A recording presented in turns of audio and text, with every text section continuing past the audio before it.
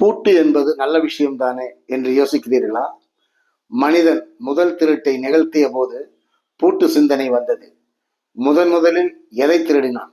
ஒரு குழு வேட்டையாடி வந்த மிருகத்தை. அந்த திருட்டும் கடும் வறட்சியான வெயில் காலத்தில் தான் அந்த முதல் திருட்டும் நடந்தது.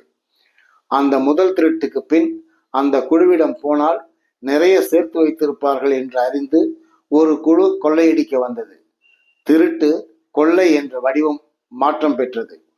உணவை கூட திருடுவார்களா என்று அறிந்த அந்த குழு ஒளிந்திருந்து பார்த்து அவர்களை அடித்து கொலை செய்து விரட்டிவிட்டது. சிக்கிய ஓரிருவர் உப்பு தயாரிப்பது பற்றி, மாமிசத்திற்குள் உப்பு இட்டால் அதை காய வைத்து இன்னும் பல காலங்கள் பயன்படுத்தலாம் என்று கற்றுக் கொடுத்தது. அவர்கள் எல்லாம் பாவம், பசியால் தினமும் இறக்கிறார்கள் என்று அவன் சொன்னபோது அந்த மனித கூட்டத்தை அழைத்து வரச் செய்து தங்கள் கூட்டத்தோடு சேர்த்து கொண்டது. அந்த கூட்டம் குடிசை போட கற்றுக் கொடுத்தது. 2 குழு 4 ஆகி 40 ஆனது. நமக்கு ஒரு தலைவன் வேண்டும் என்று அந்த பெரும் கூட்டம் முடிவு செய்தது.